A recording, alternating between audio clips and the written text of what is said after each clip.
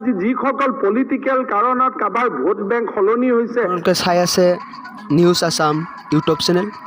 আপোনালোকে সুস্থ থাকক, ভাল থাকক আৰু চাই থাকক মোৰ ইউটিউব চেনেল নিউজ আছাম। যিসকল পলিটিক্যাল কাৰণত কাবাৰ ভোট বেংক সলনি হৈছে, ভোট লাগে, কোনোবা হিন্দুৱে এইটো কৈছে বেলেগ কথা, কিন্তু মই ইছলামৰ মানুহক মই ধন্যবাদ দিম যে আপোনালোকৰ সমষ্টি সলনি হ'লেও কিন্তু আপোনালোকে কুৰবানী গাহৰি কুৰবানী নোহোৱা জন্তু নাখাওঁ বুলি নকয়। কালি যদি এজন মুছলিম মানুহৰ সমষ্টিও পৰিৱৰ্তন হয়, জনগণনাৰো যদি পৰিৱৰ্তন হয়, ইছলামক বিশ্বাস কৰা মানুহ এজনে কিন্তু গাহৰিৰ সপক্ষে নকয়। কেৰেক্টাৰ এটা আপোনালোকে ইভলভ কৰিছে, মই মানি লওঁ। You have developed a character. নালাগে, মই ক'লো you have developed a character. নাই ঠিক আছে, আপোনালোকে মই ক'লো যে আপোনাৰ you have developed a character, কিন্তু গাহৰিটোক আপোনালোকে পূজা নকৰে। পূজা কৰিলেতো মই বেন কৰি দিলোহেঁতেন।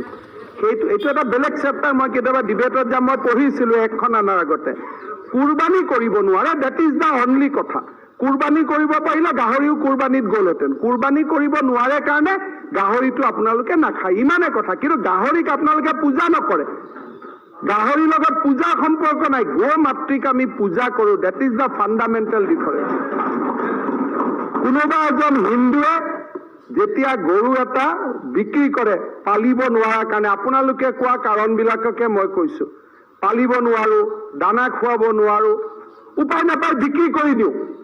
ফিক্স ডিপজিটৰ কাৰণে নহয়, যে এডমিশ্যনৰ কাৰণে বিক্ৰী কৰি দিম, বেমাৰত বিক্ৰী কৰি দিম, এইটো নহয়।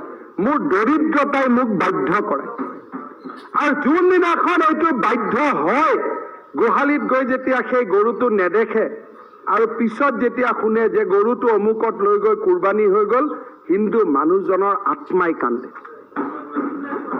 আত্মাই কান্দে। আৰু সেই কান্দোন বৰপেটা ধুবুৰীত আপোনালোকে শুনিব লাগিব, কাৰণ আমি তাত সংখ্যালঘিষ্ঠ। বৰপেটা ধুবুৰী গোৱালপাৰাত হিন্দুৰ স্বাৰ্থ সুৰক্ষা কৰাৰ দায়িত্ব আমাৰ মুছলমান সমাজৰ বিধায়কসকল।